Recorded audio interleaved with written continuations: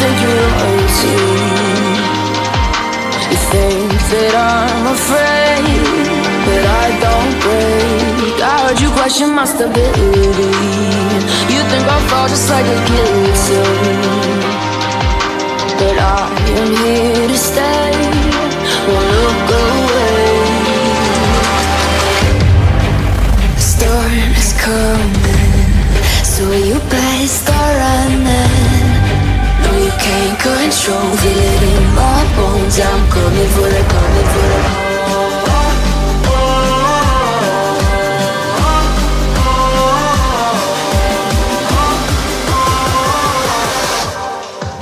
I'm coming for the throne.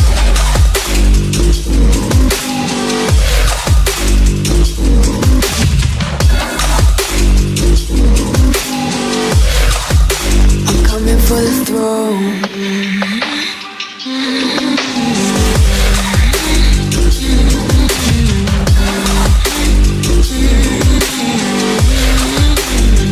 So you wanna be my enemy? You should've known I'd never kiss the rain. Ice runs in my veins, won't play it safe. I don't belong with your nobility. Who died and made you king of anything? You think that I'm insane? It's your mistake. Kingdoms rise and fall. I've come to take it all. I'll take it. I've come to take it. Kingdoms rise and fall. I've come to take it all.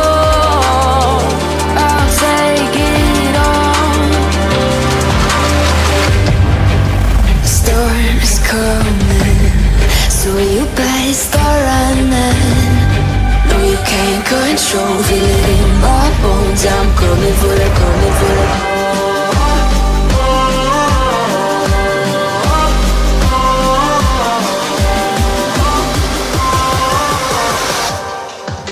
I'm coming for the throne.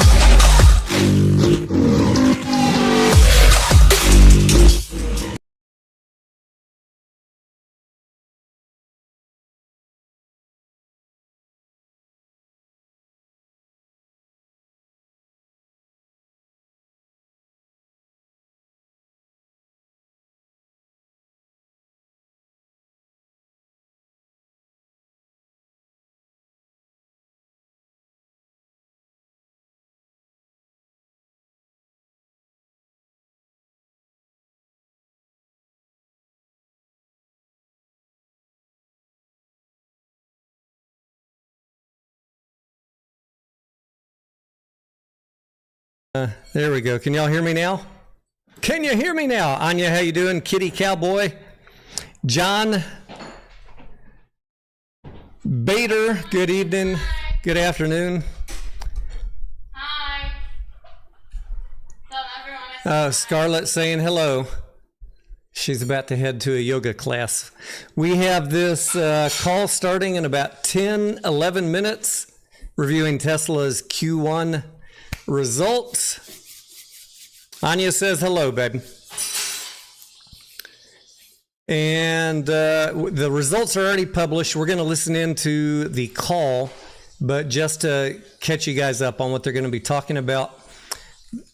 If we look at the data here, just at a very high level, Q1 2025 is the pink column on the far right. Revenues from automotive were down 20%. Energy and services were up. Total revenues down 9% because of, obviously, you guys know about this from Aspen and Tesla and maybe some other EV tickers that you're in, the EV sector with under the Trump administration and tariffs and global economy uncertainty, yada, yada, yada, just under pressure. And the good news is that Tesla still booked a positive net income for the quarter, positive operating cash flow, and they still have a very healthy balance sheet.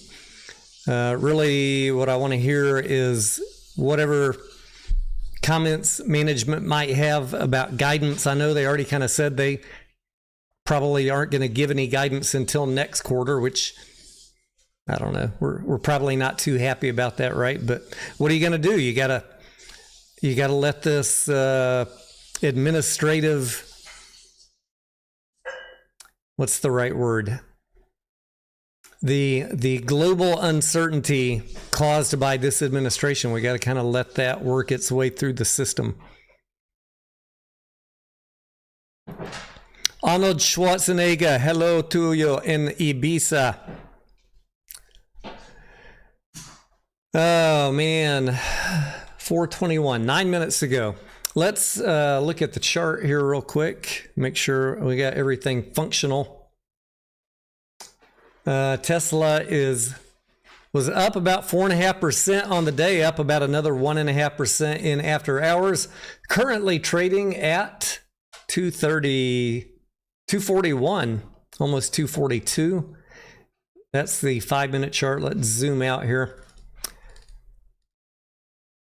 Recent high, some of y'all already know this, was mid-December 2024, 488, right before El Trumpo got in office and Elon went over to the Doge team, and it's just been getting spanked since then. Recent low around 213, 214. We're at 240 now. For those of you that like volatility trades on Tesla, there's been some opportunities, but man, it's hard to call from day to day. So if you are successfully navigating that, good luck. I mean, congratulations, or both, both. Marinate, Colin says that. Yeah, that's a good word. What do y'all think is going to happen with the EV sector over the remainder of this year? Someone was messaging me this morning complaining about Ford being at $9.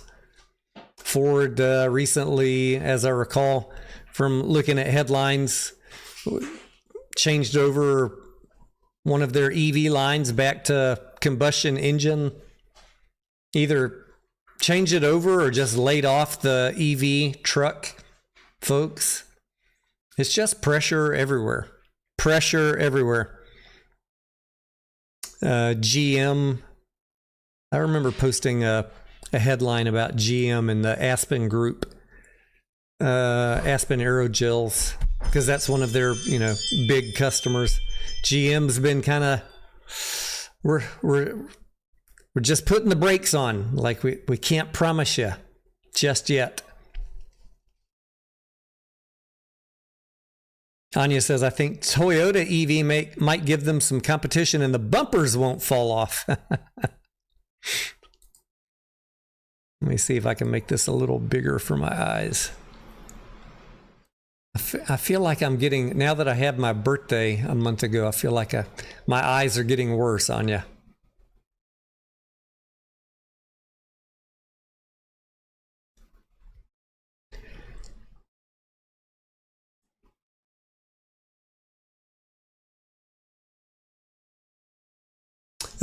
So we looked at the Tesla chart. We've got about 5 more minutes. So let's look. I saw some of y'all were, John and Bader RN, saying GME looking bullish. I did buy some GameStop. You guys probably know. Back when it was down around 21. So I'm loving this price action. Almost hit $28 today. Beautiful.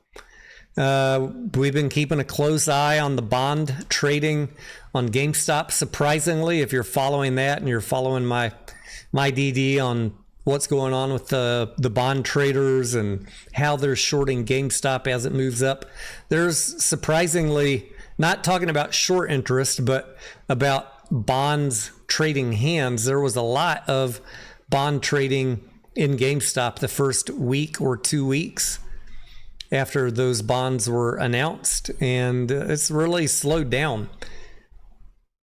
I think, was it one in the past week, one bond trade crossing the desk?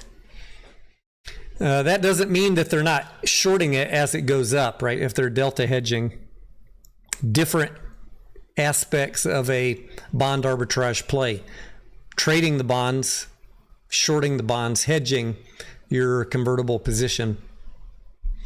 So GameStop, but you know, as Bitcoin's moving up, my expectation is some people are thinking that maybe GameStop already bought some Bitcoin. So as Bitcoin moves up, my thesis is GameStop will move up. I'd love to hear some news that they actually bought it. Maybe they'll tell us, maybe they won't until the next quarterly earnings. They don't have to tell us, but we're generally seeing that trend that as Bitcoin, which is in the top right here, moves up, GameStop is moving up too. And if they are or have established a Bitcoin treasury, then that would make sense. The other little meme stock, Highcroft Mining. I don't own any Highcroft. I published some DD on that a week or two ago, and a tweet about what I think is going on with the price action. So check that out if you're interested in trading Highcroft. I have that green line drawn there for a reason, and it's been respecting that line. Some great trading opportunities to trade out of Highcroft above this green line if you were fortunate enough to buy in cheap down here underneath it.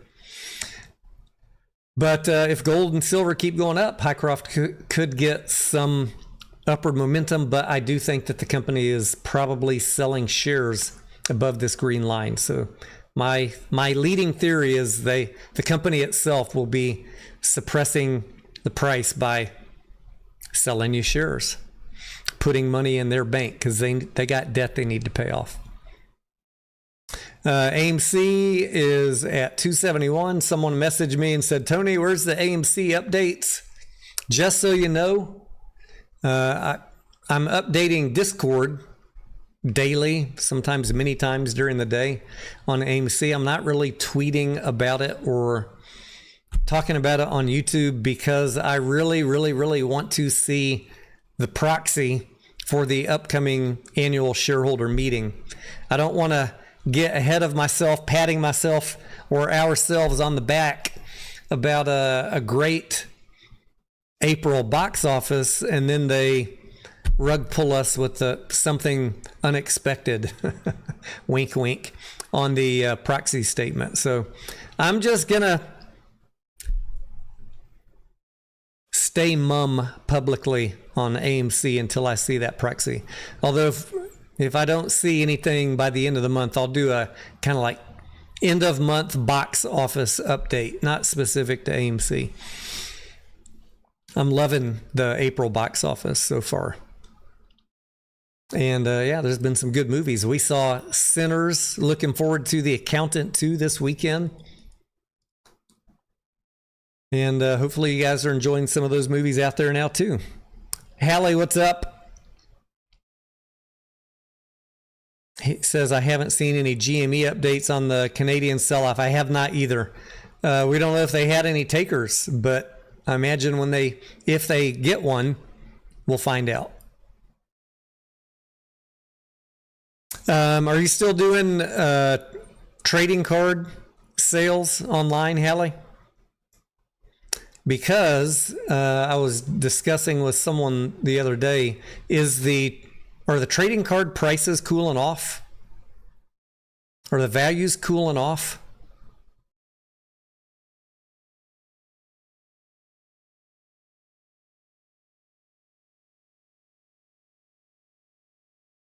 He says he is selling cards. Yeah. Yes and no on the values. Okay.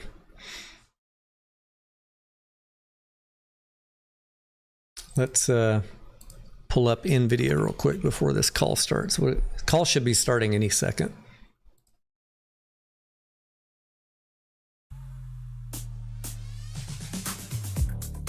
Still got music. 5 minutes, 30 minutes.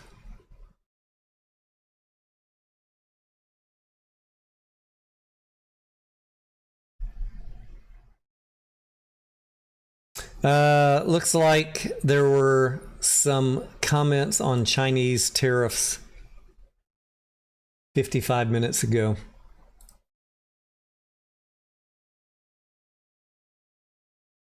U.S. Treasury Secretary Scott Bessent told a closed-door investor summit he expects the tariff turmoil with China will de-escalate as the situation is unsustainable.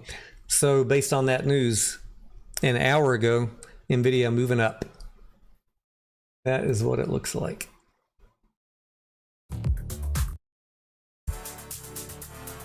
Still music.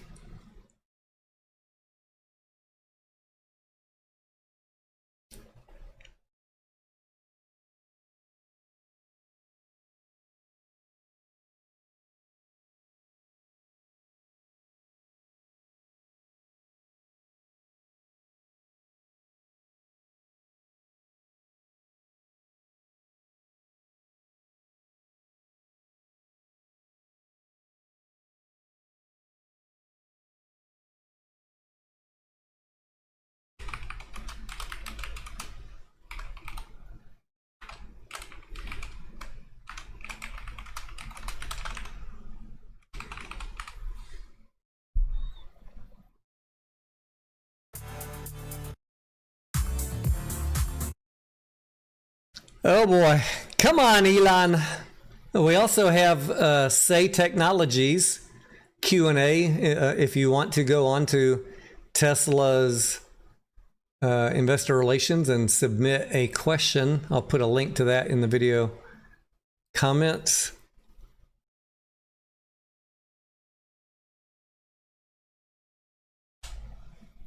I cannot guarantee that they will answer your question, but there are a bunch. I see over 1,000 questions here. Maybe you'll be lucky.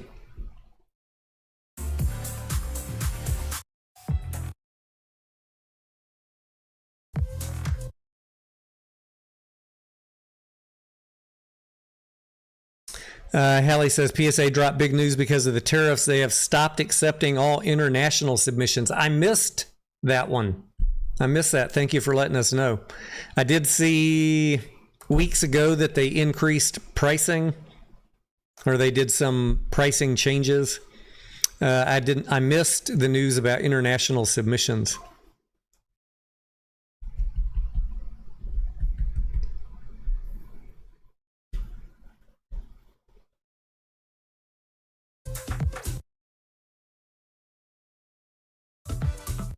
Come on, Elon.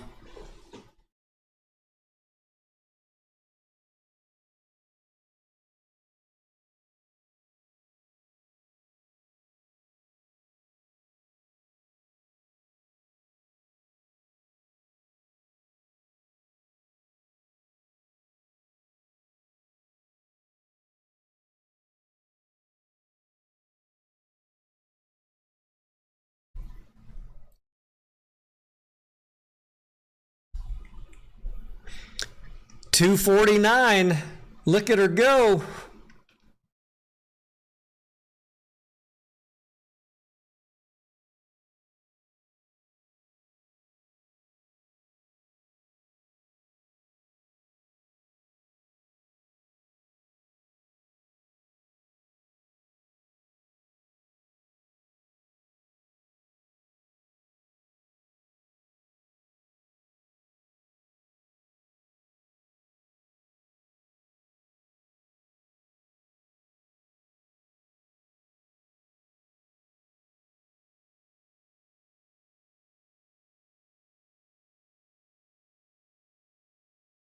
Hallie says they left a lot of Collectors Club members holding the bag because you have to pay $199 Canadian to be in the Collectors Club in order to submit internationally. Ouch. No talk about refunds or... Wow. Hopefully they'll make it right, Hallie.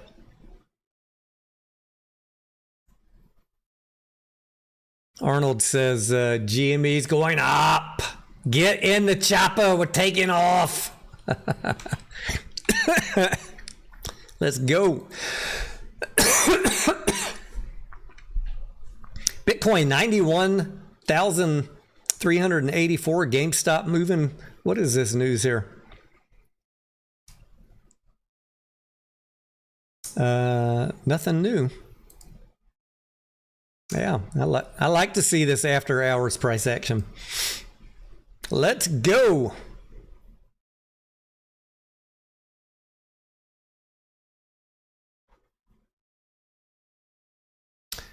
What is the conversion price is, what do we say, like 28.55, 28.45? All right, the call's starting. Hang on. Let me pull it up. Get the volume on for you guys.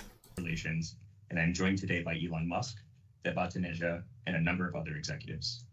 Our Q1 results were announced at about 3 p.m. Central Time, and the update deck be published at the same link as this webcast. During this call, we will discuss our business outlook and make forward-looking statements. These comments are based on our predictions and expectations as of today.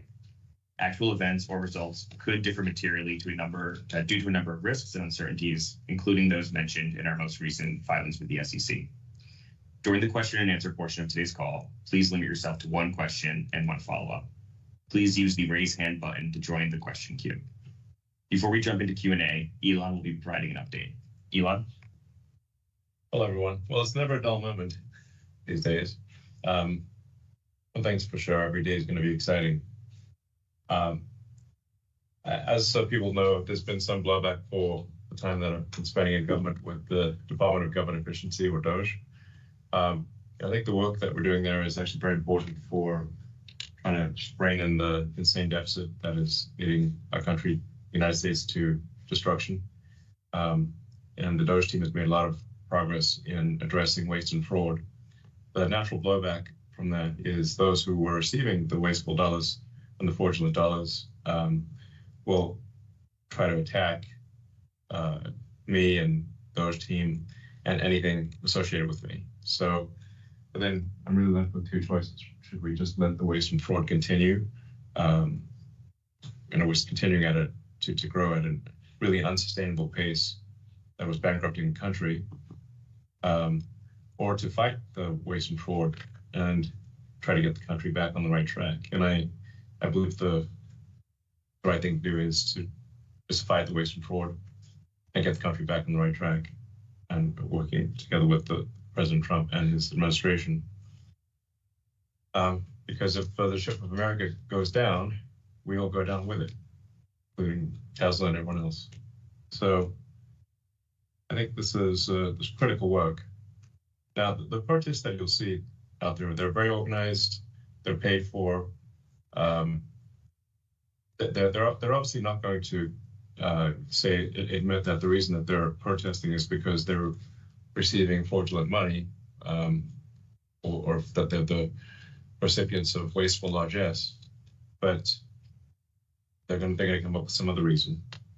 But that is the real reason for the protests. The actual reason is that those receiving the waste and fraud wish to continue receiving it. That is the real thing that's going on here, obviously. So now that said, I do think there's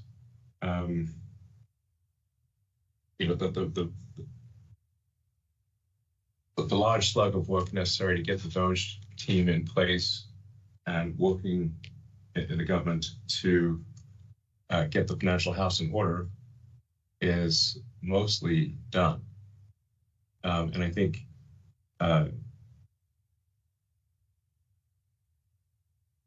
starting probably in next month, May, my time allocation to DOGE will drop significantly. I'll have to continue doing it for, I think, probably the remainder of the president's term, just to make sure that the waste and fraud that we stop does not come roaring back, which we'll do if it has the chance.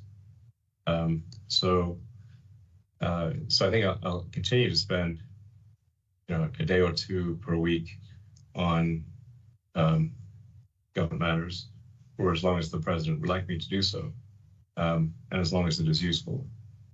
But starting next month, I'll be allocating far more of my time to Tesla. And now that the major work of establishing the Department of Government Efficiency is done. So at Tesla, we've gone through many a crisis over the years. and actually been through many near-death experiences. I think we're on the ragged edge of death, at least maybe a dozen times. It's been so many times. This is not one of those times. We're not on the ragged edge of death, not even close. But there are some challenges, and I expect that this year will be there'll probably be some unexpected bumps this year. But I remain extremely optimistic about the future of the company. The future of the company is fundamentally based on large-scale autonomous cars and large-scale, in large volume, vast numbers of autonomous humanoid robots. So the value of a company that makes truly useful autonomous humanoid robots and autonomous useful vehicles at scale, at low cost, which is what Tesla's going to do, is staggering. I continue to believe that Tesla, with excellent execution, will be the most valuable company in the world by far. But that's an important if. We must execute well. But if we do execute well, I think Tesla will be the most valuable company in the world by far. It may be as valuable as the next 5 companies combined. So, but there'll be a few bumps along the road before that happens. I said, I think on the last earnings call that, we'll start to see the prosperity of autonomy take effect in a material way around the middle of next year. Well, we still expect to be selling fully autonomous rides in June in Austin, as we've been saying for now several months. So that's continued. But the real question from a financial standpoint is, when does it really become material and affect the bottom line of the company, and start to be a fundamental part of when does it move the financial needle in a significant way? That's probably around the middle of next year, second half of next year. And then once it does start to move the financial needle in a significant way, it will really go exponential from there. So I'd encourage people to look beyond like the,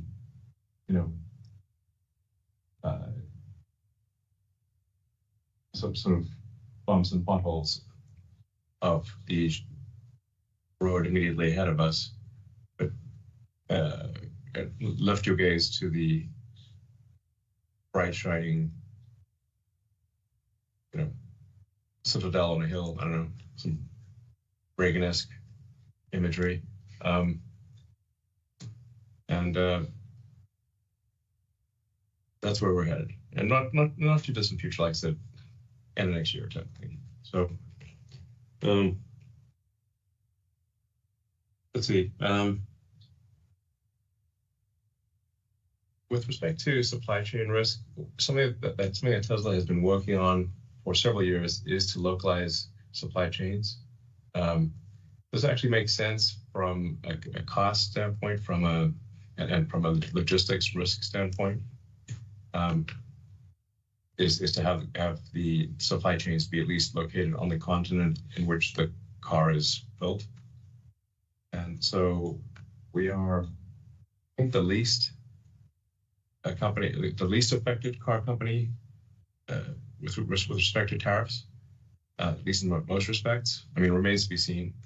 Now tariffs are still, tough on a company when margins are still low.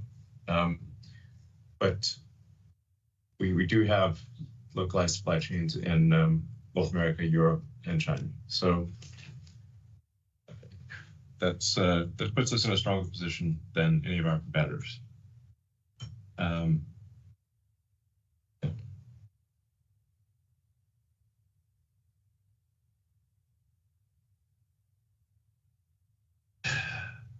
and undoubtedly I'm going to get a lot of questions about tariffs, and I just want to emphasize that the tariff decision is entirely up to the President of the United States.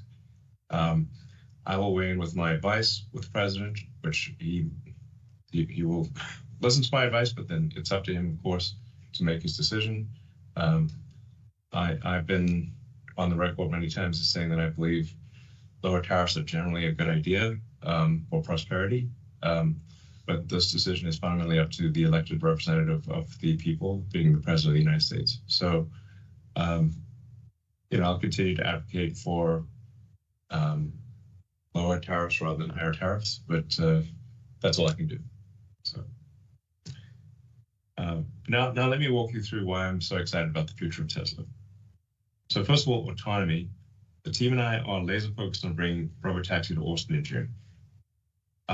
Unsupervised autonomy will first be solved for the Model Y in Austin, and then actually we should parse out the terms robotic taxi or robotaxi and just generally like what's the Cybercab, because we've got a product called the Cybercab, and then any Tesla, which could be an S3, X, or Y that is autonomous, is a robotic taxi or robotaxi. It's very confusing. So the vast majority of the Tesla fleet that we've made is capable of being a robotaxi or robotic taxi. As we're going from, once we can make the system work where you can have paid rides fully autonomously with no one in the car in one city, that is a very scalable thing for us to go broadly within whatever jurisdiction allows us to operate. So because what we're solving for is a general solution to autonomy, not a city-specific solution for autonomy, once we make it work in a few cities, we can basically make it work in all cities in that legal jurisdiction. So once we can make it basically work in a few cities in America, we can make it work anywhere in America. Once we can make it work in a few cities in China, it can work anywhere in China, likewise in Europe, limited only by regulatory approvals. So this is the advantage of having a generalized solution using artificial intelligence and an AI chip that Tesla designed specifically for this purpose, as opposed to very expensive sensors and high precision maps of a particular neighborhood where that neighborhood may change or often changes, and then the cost stops working. So we have a general solution instead of a specific solution.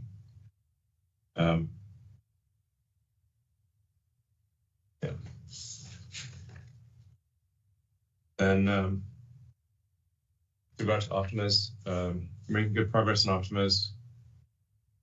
We expect to have thousands of Optimus robots working in Tesla factories by the end of this year, doing useful work.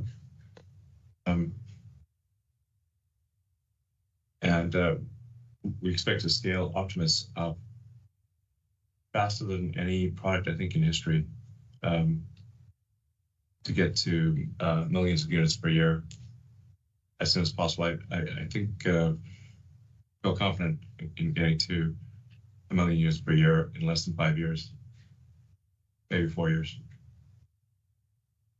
So by 2030, I feel confident in predicting 1 million Optimus units per year. It might be 2029. So let's see, with respect to energy, our energy business is doing very well. The Megapack enables utility companies to output far more total energy than would otherwise be the case. When you think of the energy capability of a grid, it's much more than say total energy output per year. If the power plants could operate at peak power for all 24 hours, as opposed to being at half power or sometimes a quarter power at night, then you could double the energy output of existing power plants. But in order to do that, you need to buffer the energy so that you can charge up the something like battery pack at night and then discharge into the grid during the day. So this is a massive unlock on total energy output of any given grid over the course of a year. And utility companies are beginning to realize this and are buying our mega packs at scale. So at this point, a gigawatt class battery is quite a common thing. So we have many orders in the hopper for gigawatt and beyond batteries. And we expect the stationary energy storage business to scale ultimately to terawatts per year. So very, very good numbers. Now, Q1, first quarters of a year are usually pretty tricky because it's usually the worst quarter of the year because people don't want to go buy a car in the middle of winter during a blizzard. So, so we picked Q1 as like a good quarter to do a cutover to the new version of the Model Y, and we changed production of the world's best-selling cars. With remembering the Model Y is the best-selling car of any kind on Earth, with a 1.1 billion unit per year output of a single model. And we did this changeover at the same time in factories all across the world. So congratulations to the Tesla team on an amazing job in pulling off what is a very difficult transition. So yeah, it's really, that was very impressive work. So yeah. In conclusion, while there are many near-term headwinds for us and the broader industry, the future for Tesla is brighter than ever. The value of the company is delivering sustainable abundance with our affordable AI-powered robots. So a spray that I like this phrase, sustainable abundance for all. If you say, like, what's the ideal future that you can imagine? That's what you'd want. You'd want abundance for all in a way that's sustainable. It's good for the environment. Basically, this is the happy future. If you say, what's the happiest future you can imagine? One that would be a future where there's sustainable abundance for all. Closest thing to heaven we can get on Earth, basically.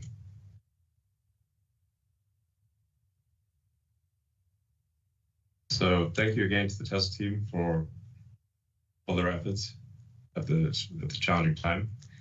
I look forward to continuing to lead the team to great success in the future. Great. Thank you very much, Elon. Before we move on, Vaibhav has some opening remarks as well. Thanks, Elon. As Elon mentioned, in Q1, we achieved something which has never been undertaken in the automotive industry of updating all our factories for the best-selling car in the world, all at the same time. And this people don't understand, this was not a small feat. We're not aware of anybody else being able to do the best-selling car all at once within a quarter, and that too hitting all the timelines which we had established at the beginning. So big kudos to the team for making this happen. Additionally, we also hit a record gross profit for energy storage business in the quarter. Now, getting back into the business, there's been a lot of speculation as to the reasons for decline of our vehicle deliveries in the first quarter. We had previously guided that we will be updating all factories, and this would lead to several weeks of lost production, which did happen as planned. The ripple effect of the change is not having enough new Model Y available in most markets for people to see and experience till the last few weeks of the quarter. Additionally, the negative impact of vandalism and unwarranted hostility towards our brand and our people had an impact in certain markets. Despite this, we were able to sell out legacy Model Y in US, China, and a few other markets within the quarter. And again, just so that people understand, we were producing the legacy Model Y till middle to end of February. And we switched over and we were able to still sell out within that period. So again, big achievement by all the people at Tesla to make it happen. We have a very extremely competitive vehicle lineup, which with most vehicles going through a recent update. And add to that advances in FSD, you have a personal chauffeur, which can take you almost anywhere under supervision. There are numerous stories shared by customers ranging from how it has improved their daily commute, to providing mobility to customers with disabilities, to giving older customers the ability to travel comfortably and independently. Not only is FSD supervised safer than a human driver, but it is also improving the lives of individuals who experience it. And again, this is something you have to experience, and anybody who has experienced just knows it. And we've been doing a lot lately, try and get those stories out, at least on X, so that people can see how other people have benefited from this. Now, coming into some of the financial stuff, auto margins declined sequentially, primarily due to the reduction in the total number of deliveries, lower fixed cost absorption due to factory changeovers, and lower regulatory credit revenues, offset by a slight increase in pricing due to the launch of new Model Y, despite incentives which we had to sell legacy Model Y. Our energy storage business, like I said before, has achieved yet another milestone of highest gross profit in a quarter. This was despite sequential decline in deployments. The importance of this business, as Elon mentioned, is pretty profound, especially in this environment, because if in order for grid to work properly with the demands from AI and all this, you need some more stability. And this is by far the simplest and best solution which we are aware of, which can help do this. And we've also developed certain unique solutions to help our customers to achieve this. Additionally, on the Powerwall side, we've been selling the new Powerwall 3, and it's been received with very good reception from customers, and to the extent that we are currently supply constrained. On services and other margins, they were slightly down sequentially, primarily because of the pressure on the used car business and insurance business. Note that we continued our journey to improve profitability in our services and collision business through better labor productivity. As previously discussed, our operating expenses continue to increase sequentially, primarily due to our AI-related initiatives, including Optimus, and also cost of development for vehicle programs, including Cybercab, Semi, and cheaper models. These expenses flow through R&D. We believe, even in the current environment, it is the right strategy to keep making investments in these areas to position us for the long term. These increases were offset by decreases in SG&A from changes in our vehicle referral program. Other income reduced significantly on a sequential basis. The primary reason was Bitcoin mark-to-market loss in Q1 versus gain in Q4, resulting in a 472 million drop. The remainder of the change is because of FX remeasurement. With the adoption of the new mark-to-market standard for Bitcoin, we expect increased volatility in other income in addition to the FX volatility. I know tariffs is the hottest topic which people talk about, and it has various impacts to our business. As Elon mentioned, on the vehicle business, we've been on this journey of regionalization for years. Specifically in the US, Model Y has been rated the most American model made car on Cars.com Made in America Index 3 years in a row. This in part is of all the work which the team has been doing over the years. And to the extent that today, if you look at our vehicle lineup in US, we're about approximately on a weighted average basis, 85% USMCA compliant. So like Elon said, this definitely gives us a bigger edge as compared to our other OEMs in terms of managing the tariffs, but we're not immune because when the Section 232 auto tariffs become effective in May, which includes Canada and Mexico, and Canada and Mexico has been part of our regionalization study, they will have an impact on profitability. And I know research modeling on this impact has been about a couple of thousand, which is pretty much in line with what we've been forecasting. The impact of tariffs on the energy business will be outsized since we source LFP battery cells from China. We're in the process of commissioning equipment for the local manufacturing of LFP battery cells in the US. However, the equipment which we have can only service a fraction of our total installed capacity at Lathrop. We've also been working on securing additional supply chain from non-China based suppliers, but it will take time. Also note that, Megafact, irrespective of all the impact on US from tariffs on the energy business, we do have Megafactory China, which just started operations at Q1, and that should take care of our business outside of US. There's also an important impact of tariffs on our capital investments. I know this is going to sound counterintuitive since in order to onshore manufacturing or expand lines, we have to bring equipment from outside the US because there is not that much capacity in the US. And the current trade environment, such equipment being brought in is subject to the expensive to bring it in from China right now. Exactly. and the reality is that China has the basic one which has the most capacity to provide this equipment. Our capex guidance, inclusive of model tariffs, even with the optimization we have tried to do, it is forecasted to be still in excess of 10 billion this year. And we're still evaluating what more to do on this thing. To summarize, we have near-term challenges in our business due to tariffs and brand image.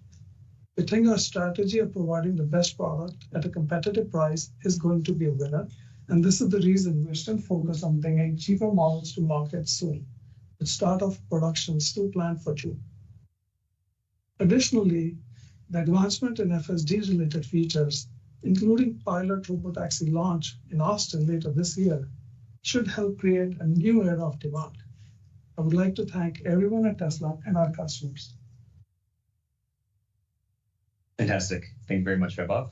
Now we will move on to investor questions. We will start with questions from say.com. First question is, what are the highest risk items on the critical path to robotaxi launch and scaling?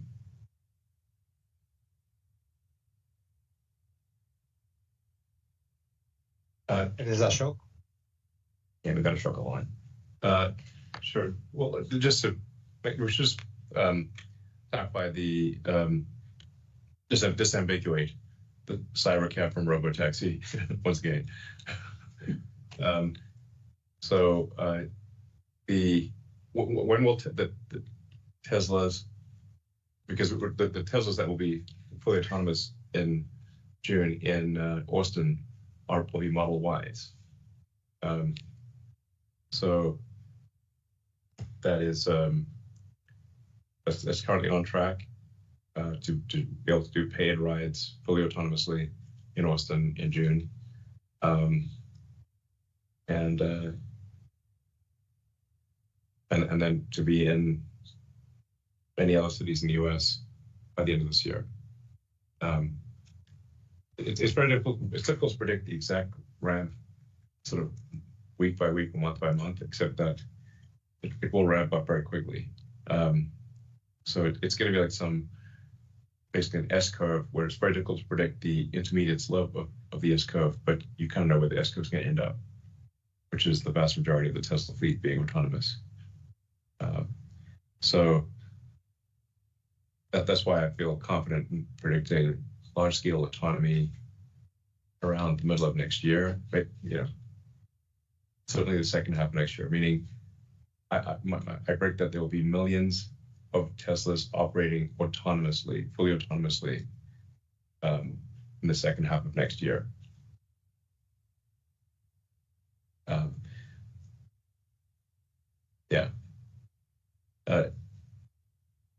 It does seem increasingly likely that there will be a localized parameter set where sort of like that the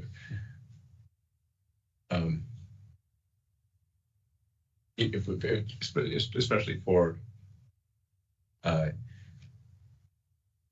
places that have, say, very snowy weather, like say if you're in the Northeast or something, that like there's, you can think of it, it's kind of like a human. Like if you could be a very good driver in California, but are you going to be also a good driver in a blizzard in Manhattan?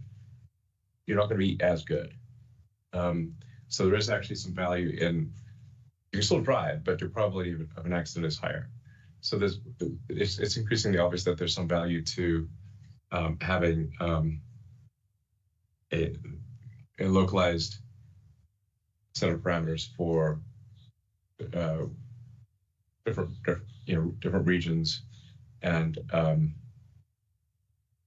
localities. But this is I put that in the nice to have category. It's not the required category. Again, it's really, the car is just very much like a human. It's digital neural nets and cameras, and humans operate with biological neural nets and eyes. And so the same strengths and weaknesses will be present for a digital neural net and cameras versus a biological neural net and eyes. Ashok, if you'd like to elaborate on that.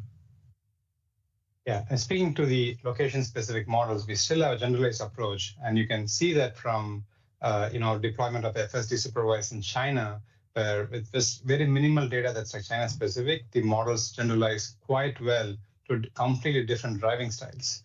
That just like shows that the AI-based solution that we have is the right one, because if you had gone down the previous rule-based solutions or like more hard-coded HD map-based solutions, it would have taken like many years to get China to work. You can see those in the videos that people post online themselves. So the generalized solution that we are pursuing is the right one that's going to scale well.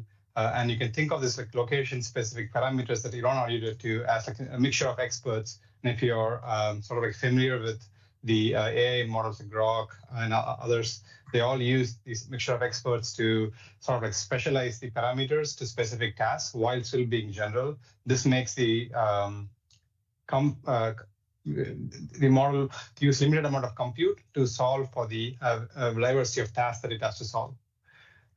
In terms of addressing the question that asks for, what are the critical things that we need to get right, one thing I would like to note is validation.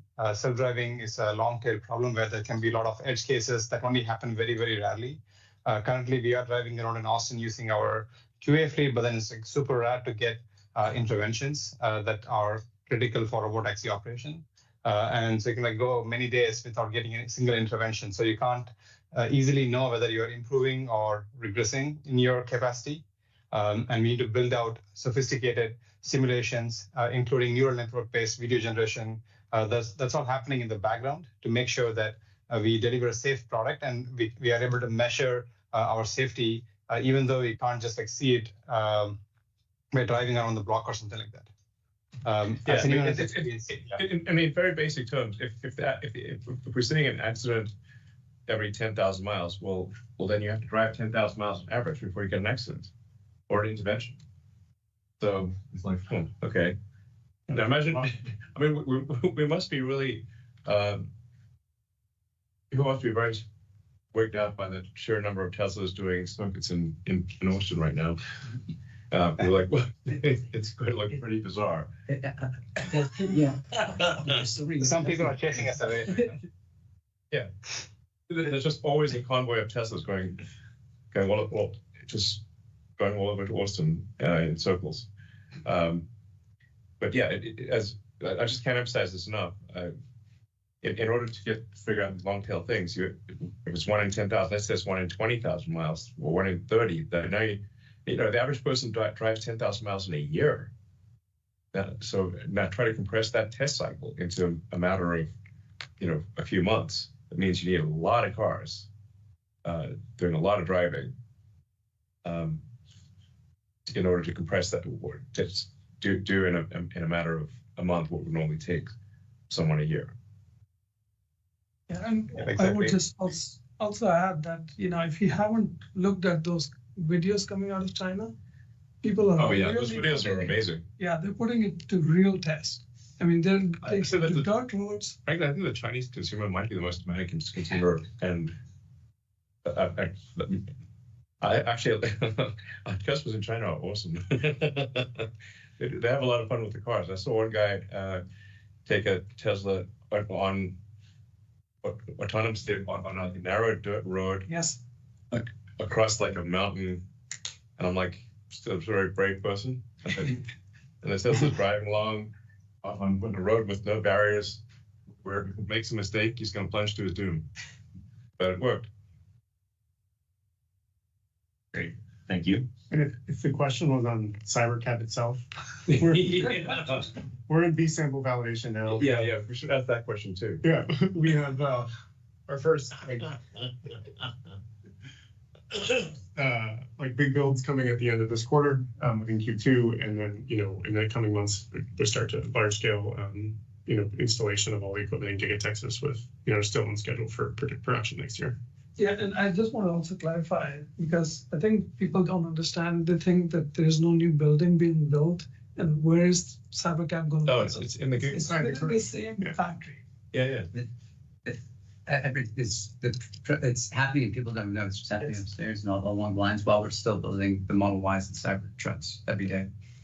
Yeah, it's worth noting that the Tesla Gigafactory in Austin is 3 times the size of the Pentagon, including the garden. Yeah, including the Ground Zero garden. So I go visit the Pentagon. I'm like, this building used to look big, but anymore. Great. Thank you very much. The next question is, when will FSD unsupervised be available for personal use on personally owned cars?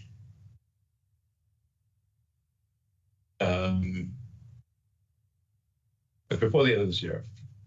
Not necessarily within the US, we do want to test, we're at Tesla, we're absolutely hardcore about safety. We go to great lengths to make the safest car in the world and have the lowest accidents per mile, and fewest lives lost. So we want to be very careful. We want autonomy to be definitively safer than manual driving. So it's not enough that it just be as safe. It needs to be meaningfully safer than if it's cars manually driven. So, and we want to confirm that there's not something. We just want to be cautious with the rollout. We don't want to jump in at the deep end with an army. So, but that said, I think we should be able to have it work in several cities later this year for personal use. The acid test being you should be able to, can you go to sleep in your car and wake up at your destination? And I'm confident that will be available in many cities in the US by the end of this year. Great, thank you very much. The next question is Tesla still on track for releasing more affordable models this year? Or will you be focusing on simplified versions to enhance affordability, similar to the rear-wheel drive Cybertruck? We're still planning to release models this year. As with all launches, we're working through the last-minute issues that pop up. We're knocking them down one by one. At this point, I would say that ramp maybe might be a little slower than we had hoped initially, but there's nothing, just kind of given that turmoil that exists in the industry right now. But there's nothing that's blocking us from starting production within the timeline laid out in the opening remarks. And I will say it's important to emphasize that, as we've said all along, the full utilization of our factories is the primary goal for these new products. And so flexibility of what we can do within the form factor and the design of it is really limited to what we can do on our existing lines rather than building new ones. But we've been targeting the low cost of ownership. Monthly payment is the biggest differentiator for our vehicles. And that's why we're focused on bringing these new models with the lowest price to the market within the constraints I just highlighted. Great. Thank you very much. The next question is, does Tesla see robotaxi as a winner-take-most market? And as you approach the Austin launch, how do you expect to compare against Waymo's offering, especially regarding pricing, geofencing, and regulatory flexibility? Well, okay. The issue with Waymo's cars is they cost way more money.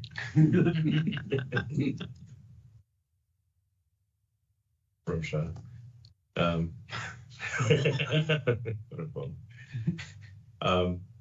But that is the issue. Their cars are very expensive, made in low volume. Teslas are, I don't know, probably cost a quarter or 20% of what a Waymo costs, and made in very high volume.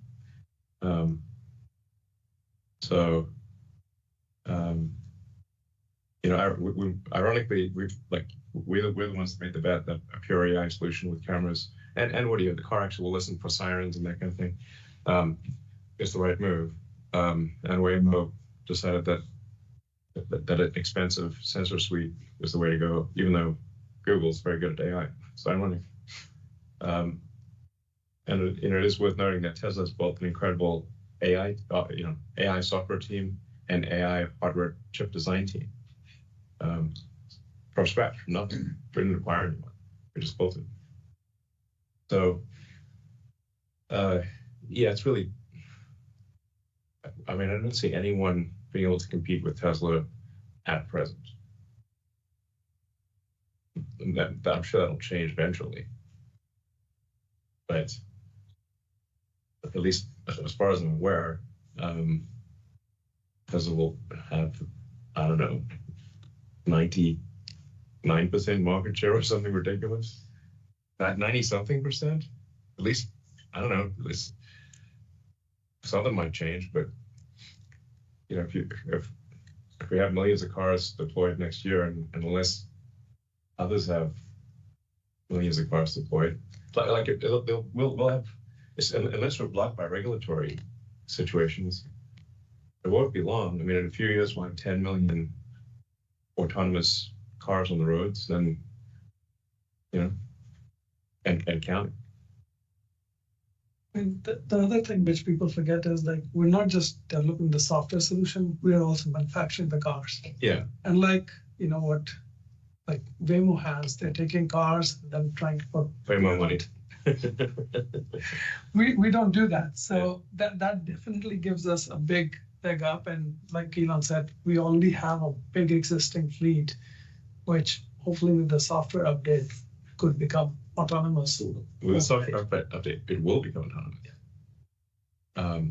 To be clear, the Model Y that we're talking about in being autonomous in Austin in June are the Model Ys we make currently. There's no change to it. I think people don't appreciate that the car which they can buy today, the car that they have, or the car they have, is capable of these kind of things. In fact, it does drive autonomously from the factory to the end of line, every car. Yeah. Nowadays. So is that through the tunnel, the Model Ys, everything? Right. Yeah. Exactly. We have to, it is being put to use. It's doing useful work fully autonomously at the factories, as Ashok was mentioning. The cars drive themselves from end of line to where they're supposed to be picked up by a truck to be taken to the customer. And I'm confident also that later this year, the first Model Y will drive itself all the way to the customer. So from a factory in Boston and our one here in Fremont, California, I'm confident that from both factories, we'll be able to drive directly to a customer from the factory. Cool delivery. Yeah. Literally goes from the end of line and drives itself to your house. It's important to note in the factories, we don't have dedicated lanes or anything. People are coming in and out every day, trucks delivering supplies, parts, construction, Well, and people can film it. By the way, you can see this from the road. Like it's uncovered. Exactly. In this videos, people take videos online, and anyone who wants to go see it can just drive past our Fremont factory and see the autonomous cars driving themselves. And they drive themselves and they put themselves in the exact right spot to be picked up. Yeah, the logistics yard is right there in the open. Yeah. We don't move it again to another lane. But they go to a specific parking spot. Yeah. Yeah. So that's just a routine, like everyday thing now. Great, thank you very much. The next question is, can you please provide an update on the unboxed method and how that is progressing? Sure. It's progressing, absolutely. As I mentioned just a minute ago, like it is the basis for our CyberCAD manufacturing process. It's really what we changed in order to allow the low cost of production and also get the super high levels of automation. Really levels of automation that are sort of unheard of in vehicle manufacturing scale. This is like not something that when you see it be produced, you'll think of in terms of like, wow, that's how a car has been built for 100 years. It's really something we've changed.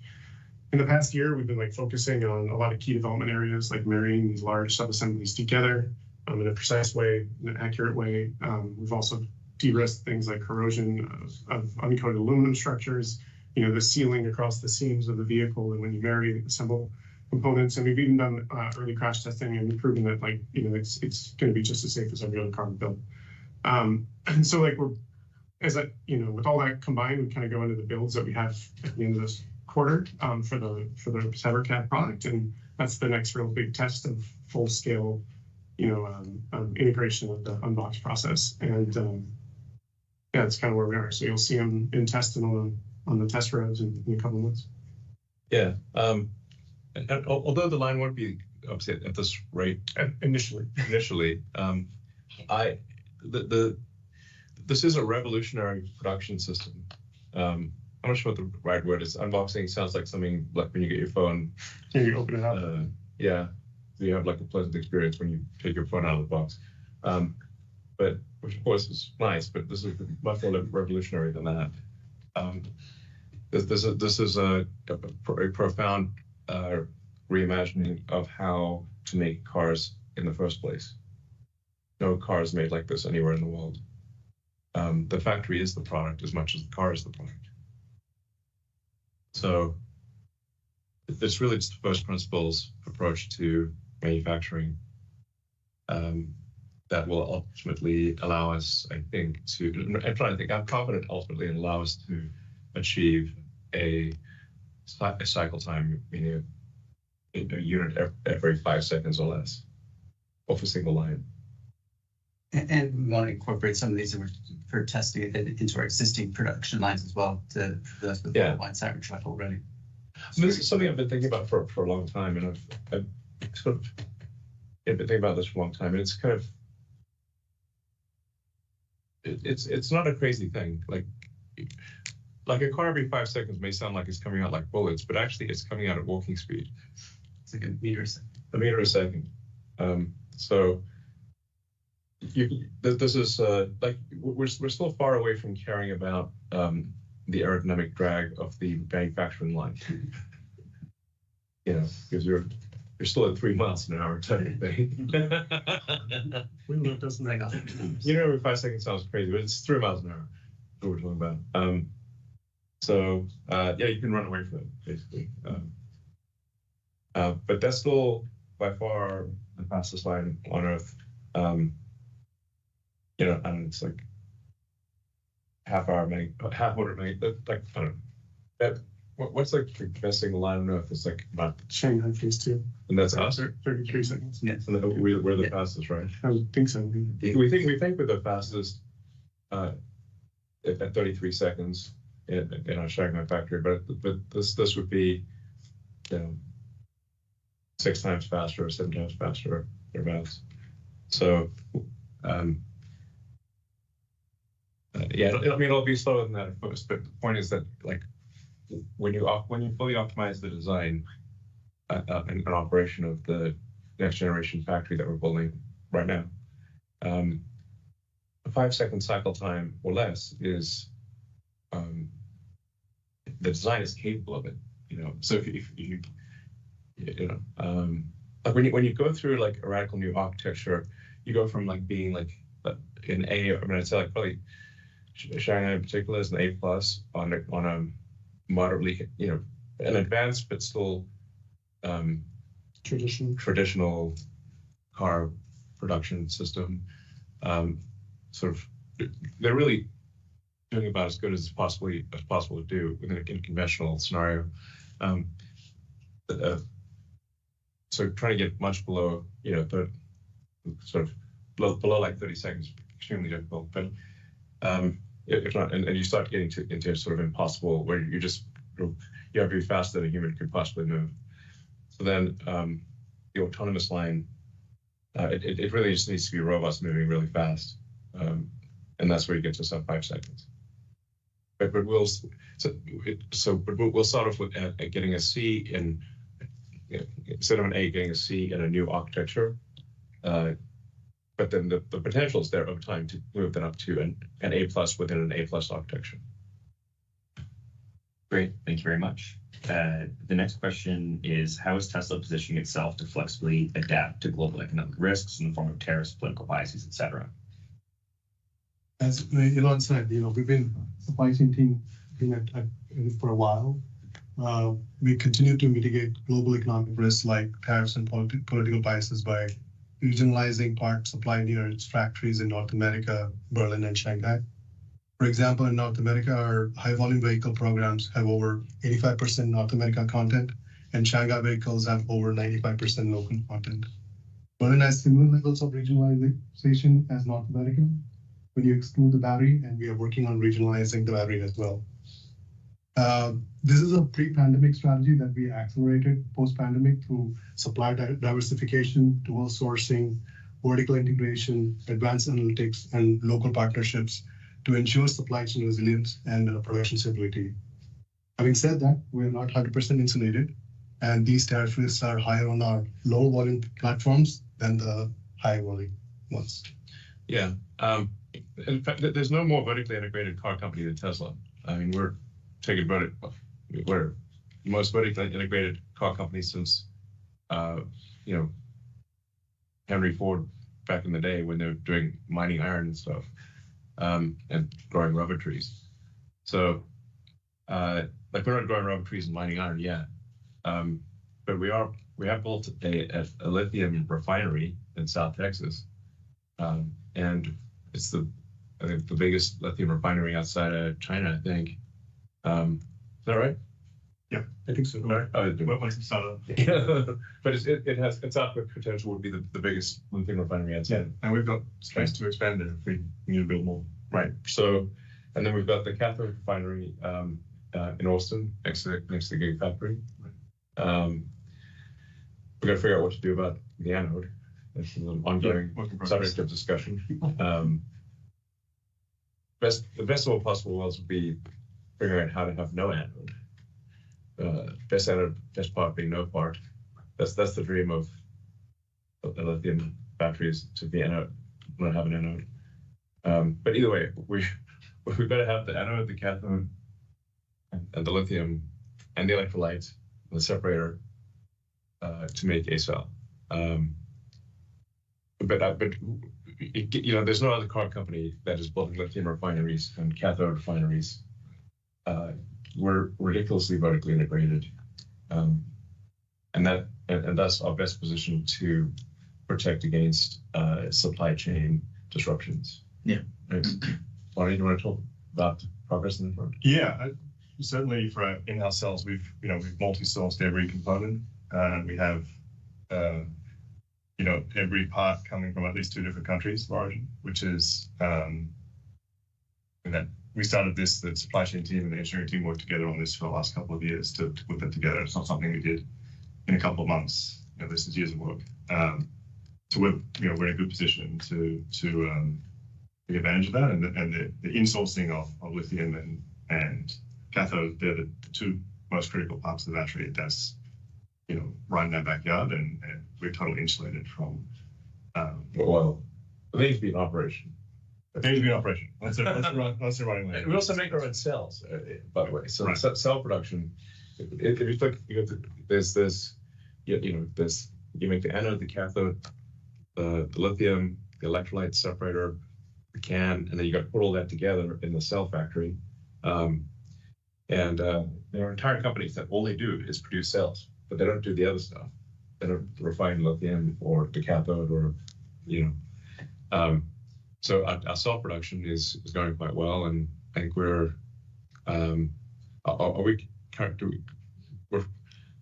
currently sort of the lowest cost per kilowatt hour. Yeah, in US. For all the cells we purchase in North America. Yeah, so it's lowest cost to us. Yeah, so we have the lowest cost per kilowatt hour, all things considered. So the Tesla cell is the most competitive cell. For a kilowatt hour put into a car, if it's a Tesla cell, it's lower cost than if it's a supplier cell. Yeah, and the plan this year is to really build off that base. Getting to lowest cost is, it's the hardest challenge for cell manufacturing. It's relatively easy to build a flashy product that does one thing well. To build something at high volume and low cost is super difficult, and we're kind of using that as a base to then build off and add performance in different areas for new products coming out. Yeah. So yeah, I mean, to Elon's point, there's a lot of advantages for regionalization. The most important thing is we're not tying up working capital for 6 to 8 weeks on the ocean. If there's a design change, then everything that's in transit basically has to be scrapped. Secondly, port disruptions, as we saw during COVID, can be very expensive because slight disconnects can shut down production. So then your only option is costly air expedite. It also gives us resilience in supply chain. If one region is down, we can bridge with others. It's more work to set up in the beginning, but it's critical to have when the need arises. Having said that, it's unrealistic to assume 100% regionalization across the board for specialized areas such as semiconductors. In such cases, our team works very closely with our partners to ensure we have strategic banks in place and a disruption doesn't impact production while we stand up the regional manufacturing for that particular commodity. And I'll say like on the rest of the vehicle, like Elon was talking about with cells, we're also heavily vertically integrated, import ingots, and turn them into castings. We recycle those in melt centers. The same thing with plastics, but it doesn't mean we're not exposed. We do have some areas where we use rare earth magnets, and we've been working for years to find alternate sources and bring those up, as well as we have our induction machines. And as we've mentioned in the past, we're working on ferrite motors for some time.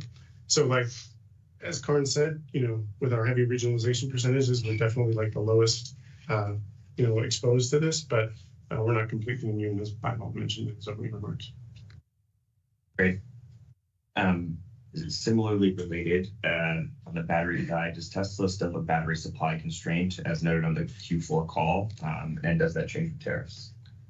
So this is Karn. We've been working very hard to expand battery cell production in the U.S., both with vendors and what Bonnie mentioned earlier with the 4680 program. And we're also working on moving the upstream supply chain for battery cells to the United States for several years. And that strategy is really starting to pay off now. As it stands right now, we're not constrained on battery cell supply for vehicles. The recent tariffs do pose some challenges to Tesla Energy, like our CFO mentioned earlier, but it's something we've been anticipating and we should be able to resolve in a timely fashion. We actually have a plan in place and we're executing towards it. We also have some other sources coming online to supplement the shortfall. And then, of course, we have the L3 production that's happening in-house. We have a slight disconnect of aligning the right cells with the right packs. So that's the little bit of puzzle that we have to solve internally. But as far as cells go, there's no shortage. Great. Thank you very much. The next question is, did Tesla experience any meaningful changes in order inflow rate in Q1 relating to all of the rumors of brand damage? So in Q1, as mentioned earlier, we took the best-selling car of the last 2 years and ramped up all 4 of our global factories. And in less than 8 weeks, we've already gone to the rate of our previous Model Ys in the factories. So just kudos again to the team for the great job there. And despite the economic strain and negative articles that in California in Q1, Tesla remained the best-selling car, not just EV. And additionally, we had a record number of test drives globally in Q1 as well. So interest remains high. And so right now we continue to see, good interest still in the vehicle. Yeah, I mean, Tesla's not immune to sort of the macro demand for cars. Yes. So when there is economic uncertainty, people generally want to pause on buying, doing a major capital purchase like a car. But as far as absent macro issues, we don't see any reduction in demand. Correct. And that's where we continue to focus on affordability, and it's a fundamental focus there. Yeah. Fantastic. Thank you, guys. The next question is regarding the Tesla Optimus pilot line. Could you confirm if it is currently operational? If so, what is the current production rate of Optimus bots per week? Additionally, how might the recent tariffs impact the scalability of this production line moving forward? No, Optimus, I just want to emphasize, Optimus is still very much a development program. It's not a large volume production. That's why, this year, we'll make a few. We do expect to make thousands of Optimus robots, but most of that production is going to be at the end of the year. So almost everything in Optimus is new. There's not like an existing supply chain for the motors, gearboxes, electronics, actuators, really anything almost anything in the Optimus, apart from the AI for Tesla, the Tesla AI computer, which is the same as the one in the car.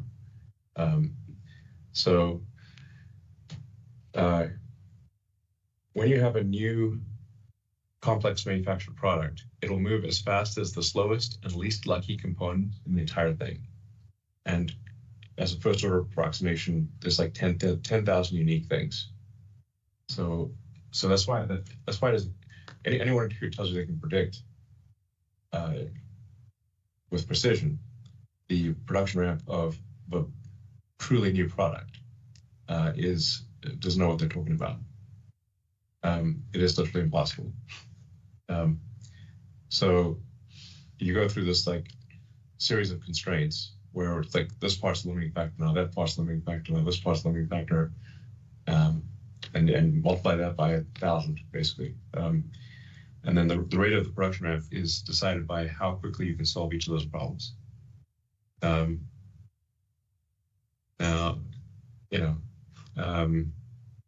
Optimus was affected, by the magnet issue from China, because the Optimus actuators in the ARM do use permanent magnets. Now, Tesla as a whole does not need to use permanent magnets, but when something is volume constrained, like an ARM of the robot, then you want to try to make the motors as small as possible. And then, so we did design in permanent magnets for those motors, and those were affected by the supply chain, by basically China requiring an export license to send out any rare earth magnets. So we're working through that with China. Hopefully we'll get a license to use the rare earth magnets. China wants some assurances that these are not used for military purposes, which obviously they're not. They're just going into a humanoid robot. So it's not a weapon system. But that is an example of a challenge there. But I'm confident we'll overcome these issues, and we'll, by the end of this year, have thousands of Optimus robots. Great. Thank you very much. And the last question we already covered earlier, whether robotaxi was still on track for this year. So with that, we can move on to analyst questions. The first question is going to come from Pierre at New Street. Pierre, please unmute yourself. Hey guys, can you hear me? Yeah. That's great. So I'm super excited to hear robotaxi and Optimus becoming the very tangible future for Tesla. But I have actually a question on the legacy, not the legacy, but the current auto business. And when I look back at the ramp of Model 3 a few years ago, I really saw it as being the iPhone of cars, a new product completely reinvented, very different user experience, vastly superior, impossible to match for traditional competitors. And for the iPhone, it resulted in the high end of the smartphone market quadrupling in size, and actually Apple taking 60% market share. And so when you look at the Model 3 and the Model Y today, I think they are still like really vastly superior to any other cars. And I wonder why they've taken about 15% of their addressable market and not more, actually. So another way to put it is, why are there so many people still buying BMWs and Mercedes, knowing that the Model 3 and the Model Ys are out there and available? And I wonder if you're trying to solve that riddle internally, if you understand why, what are these auto buyers who are not buying a Model 3 or a Model Y missing? And if you have ideas of things you could do to address that, maybe there is enormous value left on the table there. That's what I'm wondering these days. Yeah, the reality is that in the future, most people are not going to buy cars. So it's kind of what one could sort of say, look, if you want to continue with your phone metaphor, you can remember the days of the flip phones when there was 100 different flip phone designs, and I would the mistake that manufacturers made was to try to make many different variants of a flip phone, which was a mistake. They should have made the iPhone.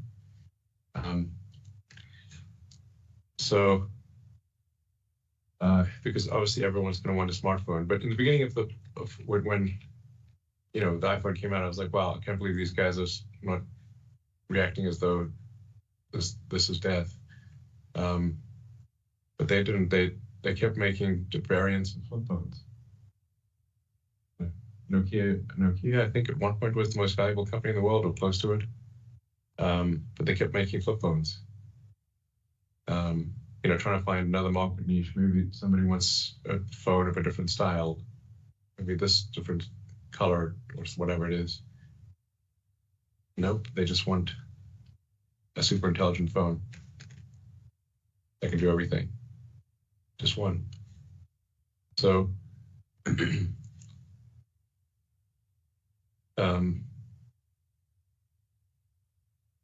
I said this many years ago. But in the future, in the not too distant future, buying a gasoline car that is not autonomous will be like riding a horse while using a flip phone. Some people still do it, but it's rare. Great. Thank you. The next question comes from Emmanuel Rosner at Wolf. Emmanuel, please unmute yourself. Great. Thanks for taking my question.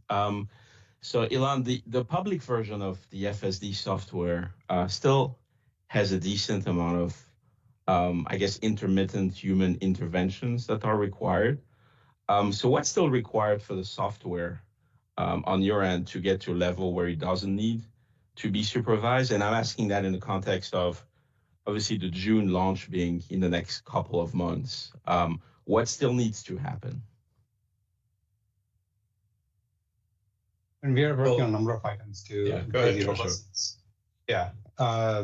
We are aware of the interventions that are happening in the public builds, and that's why we are hardcore burning it down. And really speaking, some initial launch city helped us focus on solving all the issues that we'd face here. For example, is focusing on Austin, we're not solving all the issues that customers in Boston or somewhere else might face.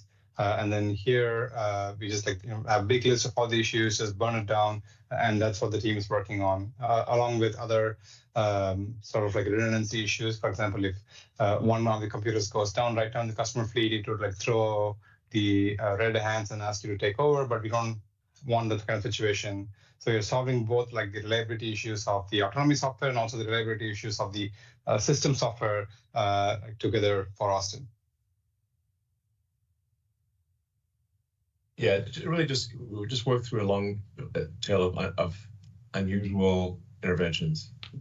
And these are really very rare. Like as I was saying earlier, if you have intervention every 10,000 miles, I mean, that's a lot of driving you've got to do to even find one case within Athens.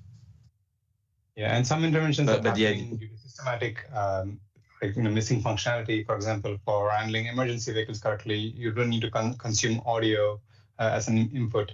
But then the customer-facing versions don't have audio input, but the version that's going to be in Austin will have audio input and so on.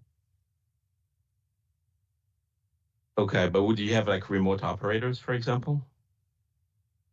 I mean, every now and then, if a car gets stuck or something, someone will unblock it. But it's just because we are a bit conservative and tend towards more safety than even if it gets stuck every now and then. We do have remote support, but it's not going to be required for safe operation. If anything, it's just required for more availability. Anyway, it's only a couple months away, so you can just see it for yourself in a couple months in Austin. Great. Our next question comes from Edison at Deutsche Bank. Edison, please unmute yourself. Hi, thank you very much for the question. So I want to ask about the Optimus supply chain going forward. You mentioned very fast ramp up. What do you envision that supply chain looking like? Is it going to require many more suppliers to be in the U.S. now because of the tariffs? How does one kind of think about what needs to happen there? We have to see how things settle out. I don't know yet.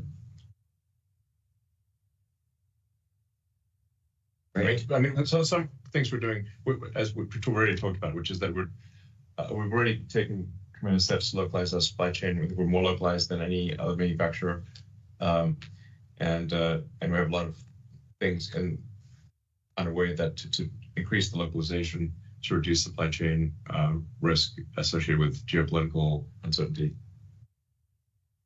Did you have a follow-up?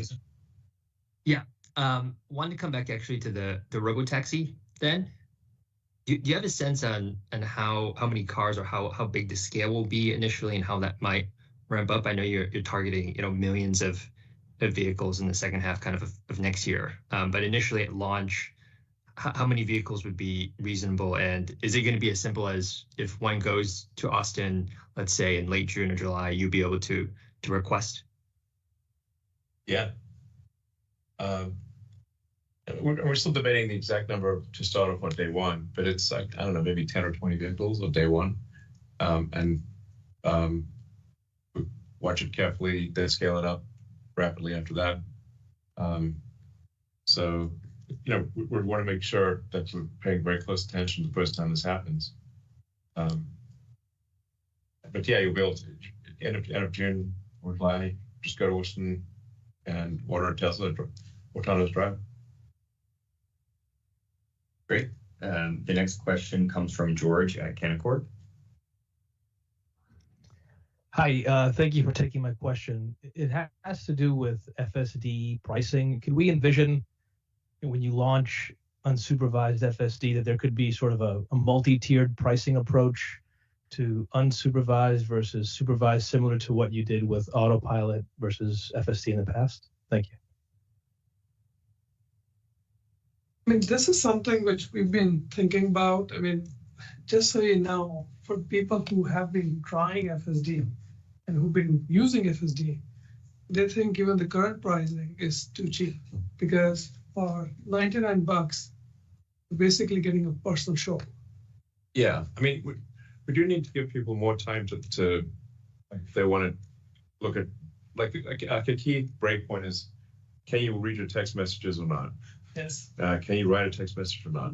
Because obviously people are doing this, by the way, with unautonomous cars all the time. And if you just go for a drive down the highway and you'll see people texting while driving, doing 80 miles an hour. And putting the makeup on at the same time. Yeah, putting on makeup, doing their hair with the mirror down, and texting and driving at 80 miles an hour. This is a common occurrence. So people eating lunch, you name it, shaving,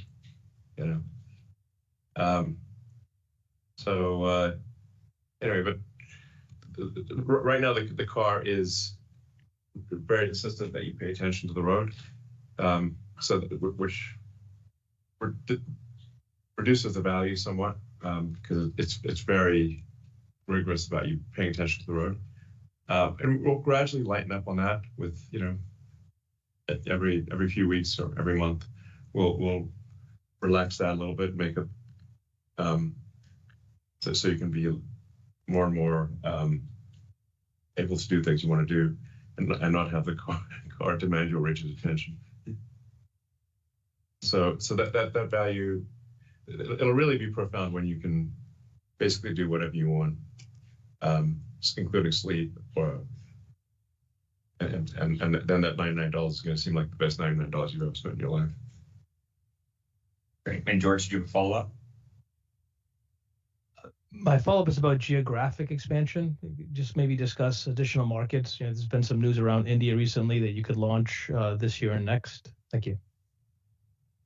So yeah, I mean, we've been working on getting into India. India is a very hot market, and especially the current, and I don't want to talk just about tariffs, but the current tariff structure with India is that any car which we send in is subject to 70% tariff, also like a 30%, luxury tax on it. So, the same car which we're sending is like 100% more expensive than what it is.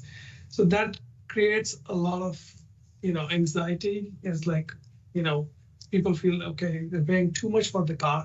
And by the way, we're not getting the money. The local government is getting the money. And that's why we've been very careful trying to figure out when is the right time. Like I said, we are working on it. It would be a great market to enter because India has a big middle class, which we would want to tap in, and that is the market which we want to be in. But again, these kind of things create a little bit of tension, which we're trying to work around. Great, thank you so much. The next question comes from Adam Jonas at Morgan Stanley.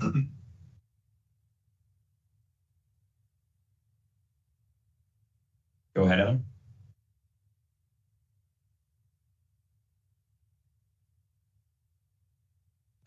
We can't hear you, Adam, so maybe we'll put you back in the queue and we'll move to Colin Langan from Wells Fargo while Adam figures out his audio.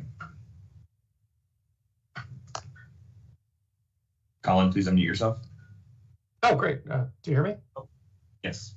Oh, great. You're still sticking with the vision-only approach. A lot of autonomous people still have a lot of concerns about, sun glare, fog, and dust. Any color on how you anticipate on getting around those issues? Because my understanding, it kind of blinds the camera when you get glare and stuff. Actually, it does not blind the camera. We use an approach which is direct photon count. So when you see a processed image, so the image that goes from the sort of photon counter, so the silicon photon counter, that then goes through a digital signal processor or image signal processor. That's normally what happens, and then then the image that you see looks all washed out because if you point the camera at the sun, the post-processing of the photon counting washes things out. It actually adds noise. So part of a big breakthrough that we made some time ago was to go with direct photon counting and bypass the image signal processor. And then you can drive pretty much straight at the sun, and you can also see in what appears to be the blackest of night. And then, in fog we can see as well as people can, probably better, but I'd say probably slightly better than people, than the average person anyway. Yeah. So the camera is able to see when there's direct glare on it. I'm not surprised by that. Yeah. Okay. And then just there were obviously media reports the other day that the affordable model was delayed. Doesn't sound like that's correct. Those reports also talked about it being more of a cheaper version of the Model Y. Any color on what we should expect? Is it a cheaper version of the Model Y, or is it actually going to be a design change with it? So I think Lars already covered it in answering one of the say.com questions. The real thing which we are trying to focus on is affordability. And using our existing lines, and there's always limitations when you're using existing lines as to how many different form factors can you bring through. So that's the way I would say you should think about it. And I don't know if Lars anything more to that. Yeah, and I think I said this before in other calls, like, with the recent upgrades to the Model 3 and Model Y platforms, we made some pretty great cars at pretty great prices, and we added a bunch of features and things like that. I think it's easy to consider that, moving forward, Tesla doesn't make bad cars, and we always make, our intent is not to make a car that is any worse than any car we've ever produced in the past. And so, the models that come out in the next months will be built on our lines and will resemble in form and shape the cars we currently make. And but the key is that they'll be affordable and you'll be able to buy one. Great. We might have time for one last question. Adam, we'll try your audio again. You want to try to unmute yourself, Adam? All right. Unfortunately, still not working. Sorry. Oh, there you go. Sorry, guys. Technology. Go ahead, Adam.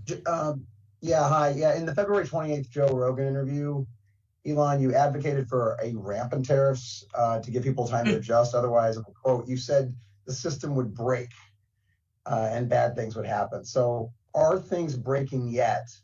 And if the tariffs as announced remain in place, when would things start breaking? Well, at the risk of stating the obvious, I'm one of many advisors to the president. I'm not the president. So, but I've made my opinion clear to the president, and that and other people made their opinion clear to the president. He listens, he talks to many people, and he makes his decision. And I'm hopeful that the president will observe whether my predictions are more accurate than the predictions of others, and perhaps weigh my advice differently in the future. We shall see. I'm an advocate of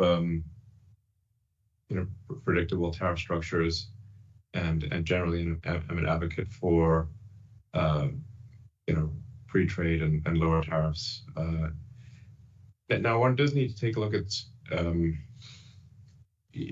where if some country is doing something predatory with tariffs, or is providing extreme support for, if a government is providing extreme financial support for a particular industry, then you have to do something to counteract that. But I think that that's on a case-by-case basis strategically.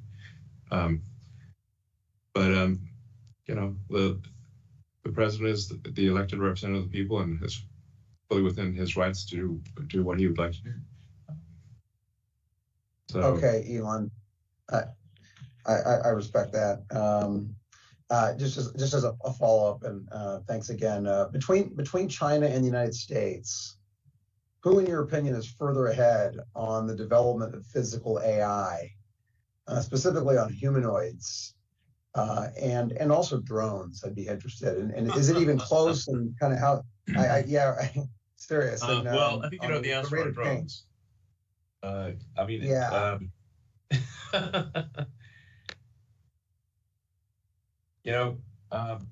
friend of mine, Naval, made this, posted on X. I reposted it. I think a prophetic statement, which is any country that cannot manufacture its own drones is doomed to be the vassal state of any country that can. And America cannot currently manufacture its own drones. But that's again, fortunately. China, I believe, manufactures about 70% of all drones. And if you look at the total supply chain, China is almost 100% of drones have a supply chain dependency on China.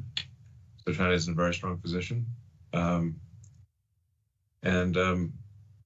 Here in America, and we need to shift more of our people and resources to manufacturing, because this is I have a lot of respect for China because I think China is amazing, actually. But the United States does not have such a severe dependency on China for drones and be unable to make them unless China gives us the parts, which is currently the situation. Man, I sure wonder how that dependency started. With respect to humanoid robots, I don't think there's any company in any country that can match Tesla. Tesla and SpaceX are number one.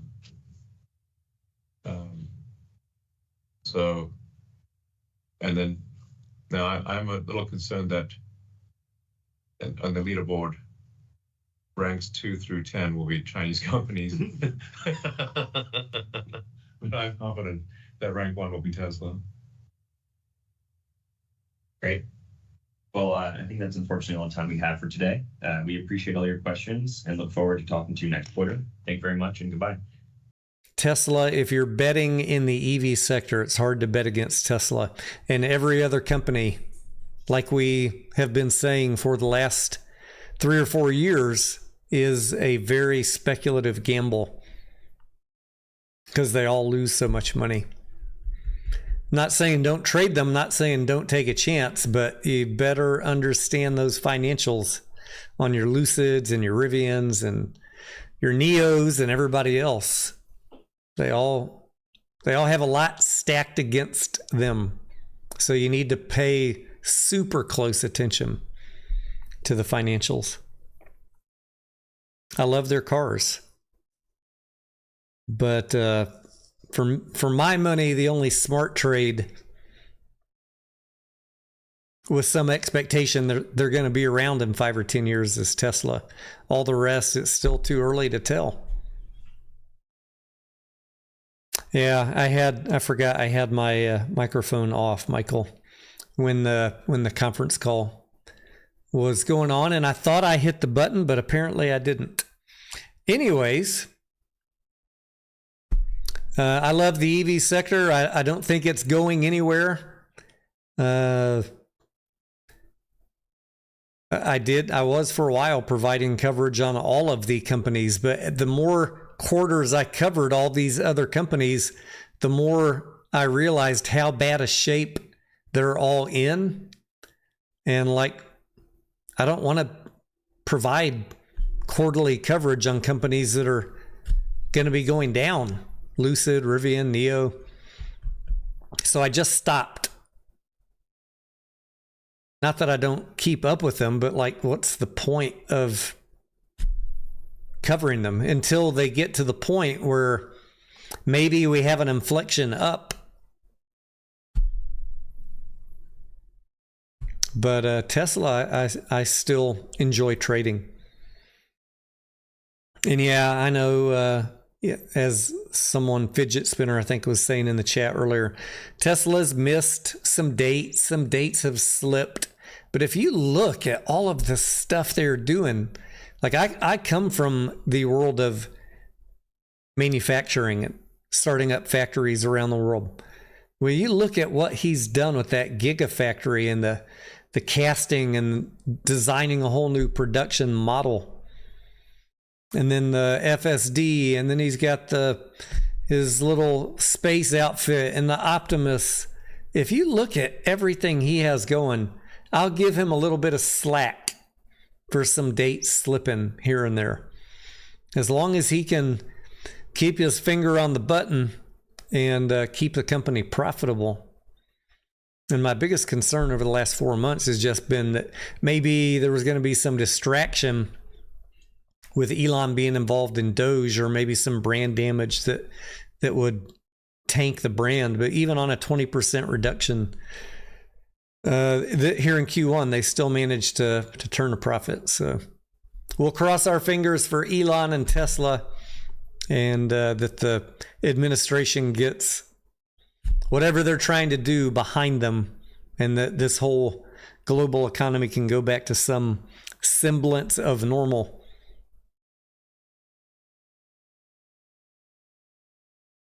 At any rate, tomorrow after market close, for those of you that aren't in the Discord, we will be live here on YouTube again. If you're following the movie industry at all, IMAX earnings are tomorrow. That'll be our first glimpse into a movie distributor. IMAX is a hybrid company, right? Because they're involved in the movie production side also with their equipment and processing the films and all that. But we'll get an idea how things look for Q1. They had NISA 2 also in China, which was probably might give us a incorrect perspective. I think IMAX probably, with that China money coming in, they might be a little bit insulated from how bad Q1 was. But anyways, it'll be our first look. And then I've already got the Cinemark and the AMC live stream scheduled next month. So I got to get some food in me and go get my exercise in for the day. So thank you guys for hanging out. It's been good chatting with y'all in the chat there. I appreciate it. And we will see you mañana.